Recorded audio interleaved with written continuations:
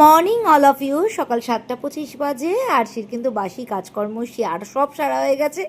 আরশি বসে পড়েছে মেয়ের ব্রেকফাস্ট রেডি করতে। ব্রেকফাস্ট বলতে আজকে জাস্ট ফল খেয়ে গেছে। আপেল দিয়েছিলাম, মোসাম্বি দিয়েছিলাম, আম দিয়েছিলাম। আমটা খাইনি, ভালোই হয়েছে। মোটা মানুষদের জন্য একটু আম কম খাওয়াই ভালো। আর যারা একটু মোটা হতে চাইছো তারা ডায়েটে এটা কিন্তু রাখতেই পারো। না, ফলটা খাও, ফলটা খাও, ফলটা খাও ঝটপট। আজকে ফল দিয়ে দিলাম, ফল খেয়ে যাও। আর একটা দারুণ টিফিন বানিয়ে দিয়েছি, সেটা দেখাচ্ছি।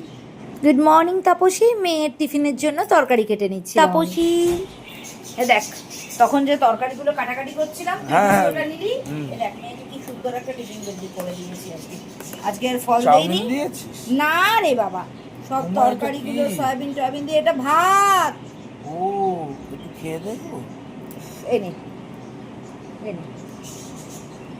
বাহ, আর রায়তা তো দিতে পারবো না, পড়ে যাবে। টমেটো দিয়ে দিয়েছি একটা, বুঝলি? এটা আজকে টিফিনে ভালো আছে খেতে। Heavy taste. তোকেও বানিয়ে দেবো কিন্তু তোরটাই সয়াবিন দেবো না। এই যে জলের বোতল আর টিফিন নিয়ে এবার মেয়েকে দেই। সকালবেলায় কাজের উপর কাজ, কোনো কিছুই নাই। বরের ওপর প্রচন্ড মাথা গরম হয়ে গেল। মেয়ের স্কার্টের বকলেস ছিঁড়ে গেছে, বুঝতে পারলে? সকালবেলায় মানে কাজ করে শ্বাস নিতে পারছি না, তার মধ্যে যদি এই অঘটনটা ঘটে কেমন লাগে একটু বলো দেখি।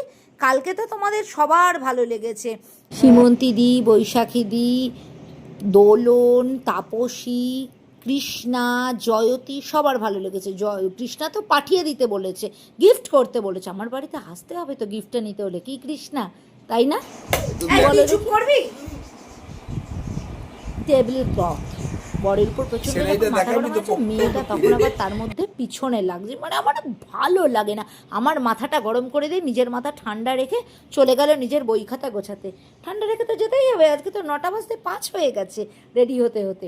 আজকে একটু দেরি করে ঘুম থেকে উঠেছে, কালকে ঘুমোতে ঘুমোতে মানে পড়ে ফিরে ঘুমোতে ঘুমোতে অনেকটা রাত হয়ে গেছিলো। সেই কারণে কি প্রজেক্টের রং চং নিচ্ছিল, আমার তো মাথা আজকে বিন্দাস গরম ছিল।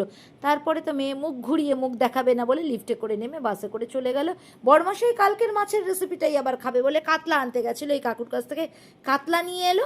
আমি আজকে বিকালে তোমাদের রেসিপিটা দেখাবো। আর মেয়ের জ্বালায় তো আমি একদিনও এবার বৃষ্টিতে ভিজতে পারছি না। কালকে মেয়ে যখন পড়তে গেছিলো তখন বিন্দাস সন্ধ্যেবেলায় আমি বৃষ্টিতে ভিজেছি, নাইটি পরেই নিচে নেমে গেছিলাম।